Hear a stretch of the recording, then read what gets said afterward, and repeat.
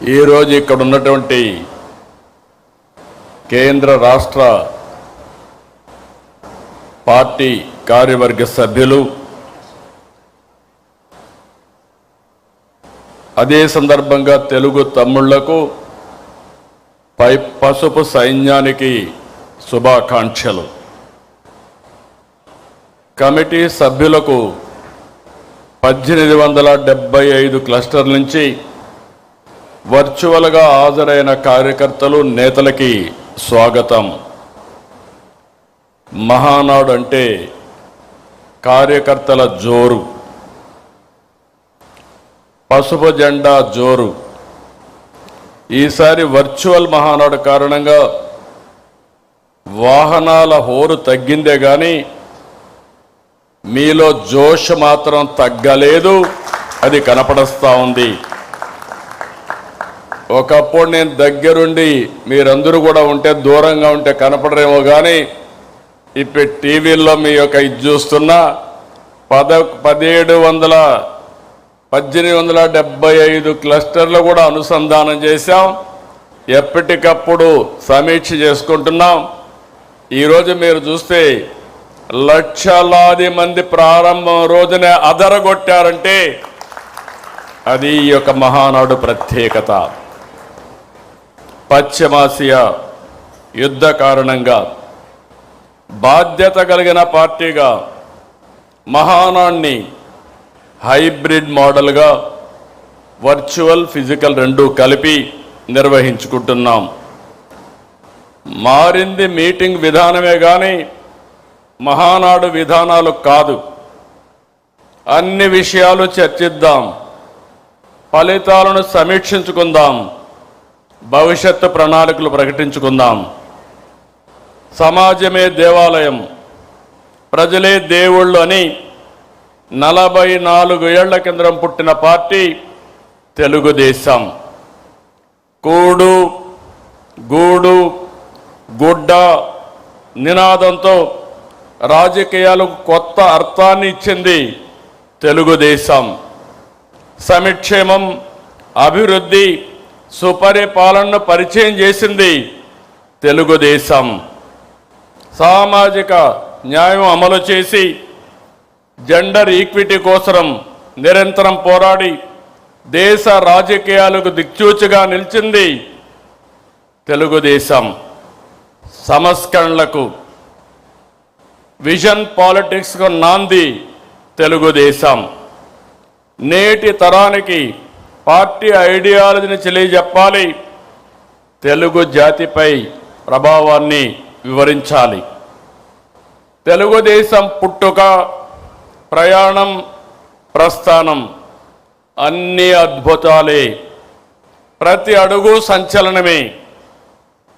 ఆంధ్రప్రదేశ్ అభివృద్ధిని తెలుగుదేశం పార్టీ ఆవిర్భావానికంటే ముందు, తర్వాత అని చూడాలి. దేశ రాజకీయాల్లో ఒక రాష్ట్రంలో లేకపోతే దేశంపై ఇంతలా ప్రభావం చూపించిన మరో ప్రాంతీయ పార్టీ లేదు. ఇది అతిశయోక్తి కాదు. జాతీయ జెండా దేశానికి గౌరవం, పసుపు జెండా తెలుగువారి ఆత్మ గౌరవం, ఆత్మవిశ్వాసం. ప్రతి ఒక్కరికి పసుపు జెండా చూస్తే ధైర్యం, నమ్మకం, భరోసా, ఆ వైబ్రేషన్సే వేరు. జనరేషన్లు మారాయి, టెక్నాలజీ మారింది, ప్రజల ఆలోచనలు మారాయి. కానీ నాటికి నేటికి తెలుగుదేశంపై ప్రజల అభిమానం, ఆదరణ చెక్కు చెదరలేదు. 44 ఏళ్ళు ప్రయాణం, 45వ సంవత్సరంలోకి ఎంటర్ అయ్యాం. నిరంతరం ప్రజల కోసం, ప్రజాస్వామ్యం కోసం ఎన్నో పోరాటాలు చేశాం. దాడులు, హింస, హత్యా రాజకీయాలు, అరెస్టులు, అక్రమ కేసులు, వేధింపులు జరిగిన ప్రజా పోరాటాలు ఆపలేదు. నర అంతకులు పీకలు కోస్తున్న పసుపు సైనికులు జెండా వదలలేదు. ఓసారి చూస్తే చంద్రయ్య మెడ మీద కత్తి పెట్టి వాళ్ళు చెప్పినట్టు చేయకపోతే చంపేస్తామని బెదిరిస్తే జై తెలుగుదేశం, జై చంద్రబాబు అని ప్రాణాలు వదిలిపెట్టిన సంఘటన తెలుగుదేశం పార్టీకి ఒక స్ఫూర్తి. ఒక చంద్రయ్య, ఒక జల్లయ్య, నందం సుబ్బయ్య వంటి వందల మంది కార్యకర్తల బలిదానం వలన మనం ఈ అధికారాన్ని సాధించుకున్నాం. ఎవడు ఎదురొచ్చినా మీసం మెలివేసి నిలబడే ధైర్యం మన కార్యకర్తలది. ఎన్టీఆర్ గవర్నమెంట్ని అప్రజాస్వామ్యంగా డిస్మిస్ చేసి అది ఒక చరిత్ర. 30 రోజులు తెలుగుదేశం పార్టీ నాయకులు ఉద్యమ సారథులయ్యారు. ప్రజా చైతన్యంతో ప్రజా జీవనాన్ని స్తంభింపజేశారు. భారతదేశ చరిత్రలో అది ఒకే సంఘటన. తిరిగి నందమూరి తారక రామారావు గారిని ముఖ్యమంత్రి చేసిన సంఘటన అది ఒక చరిత్ర. అక్రమంగా నన్ను జైల్లో పెట్టారు. లోకేష్ యుగళాన్ని అడ్డుకున్నారు. ఈ వేదిక మీద ఉన్న చాలా మందిపై అరెస్టులు చేశారు. బాధితులనే నిందితులుగా చేశారు.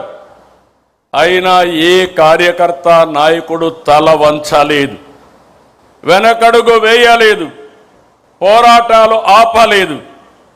ప్రజాస్వామ్యం కోసం, ప్రజల కోసం నిలబడ్డాం. అందుకే 2024 ఇంత మనపు కూడా అనేక సార్లు పొత్తులు పెట్టుకున్నాం. కానీ మొన్న ఎన్నికల్లో మీరు చూస్తే మనమందరం ఆలోచించుకున్న తర్వాత జనసేన పవన్ కళ్యాణ్ గారు ముందుగా వచ్చి వ్యతిరేక ఓటు తీరడానికి వీలు లేదు, కలిసి పనిచేయాలని అనౌన్స్ చేశారు. ఆ తర్వాత బీజేపీ కూడా ముందుకొచ్చి ఈ రాష్ట్ర పునర్నిర్మాణం జరగాలని 3 పార్టీలు కలిసి ఎన్డీఏ ఏర్పడ్డాం. మిత్రపక్షాలతో ఎన్నికలకు వెళ్ళాం. ప్రజలు ఆదరించారు, ఆశీర్వదించారు. పునర్నిర్మాణ బాధ్యత మనకు అప్పజెప్పారు. నేను చాలా ఎన్నికలు చూశాను. అలాంటివన్నీ మీరు చూస్తే 93% స్ట్రైక్ రేట్, 144% సీట్లు, అపోజిషన్కి ప్రతిపక్ష హోదా కూడా ఇవ్వకుండా పూర్తిగా మన మీద నమ్మకం పెట్టుకున్నారంటే ఇది ఒక చరిత్ర. ఆ చరిత్రను కాపాడుకునే బాధ్యత మన పైన ఉంది. ఎన్నికల కంటే ముందే చెప్పాను, గతంలో 3 సార్లు చేసిన అభివృద్ధిని, ఆనాడు ముఖ్యమంత్రిగా చేసిన అభివృద్ధిని ఈ ఒక్క టర్మ్లోనే పూర్తి చేస్తానని చెప్పాను. అందుకే పాలనలో ప్రోగ్రెసివ్గా వెళుతున్నాం. తెలుగుదేశం పార్టీ మూల సిద్ధాంతాలలో మహిళా సాధికారత ఉంది. నాటి నుంచి నేటి వరకు ఆడబిడ్డలకు ఆర్థిక గౌరవం, సామాజిక గౌరవం, రాజకీయ గౌరవం ఇచ్చింది తెలుగుదేశం పార్టీ. ఎన్టీఆర్ హయాంలో మహిళలకు ఆస్తి హక్కు నుంచి నేటి తల్లికి వందనం వరకు అనేక పథకాలు అమలు చేశాం. విద్యా ఉద్యోగాలతో పాటు స్థానిక సంస్థల్లో మహిళలకు రిజర్వేషన్లు పెట్టాం. మళ్ళీ హామీ ఇస్తున్నా, ఈరోజు మహానాడుని మహిళలకు అంకితం చేశాం. చట్టసభల్లో మహిళలకు 33% రిజర్వేషన్లు సాధిస్తాం. కేంద్రంతో కలిసి పనిచేస్తాం. నరేంద్ర మోడీ గారి నాయకత్వంలో తప్పకుండా ఒక చరిత్ర తిరగరాస్తామని మరొక్కసారి ఆడబిడ్డలందరికీ విజ్ఞప్తి చేస్తున్నా. మీ అవసరాలను గుర్తించి ఎన్నికల్లో పథకాలు ప్రకటించాం.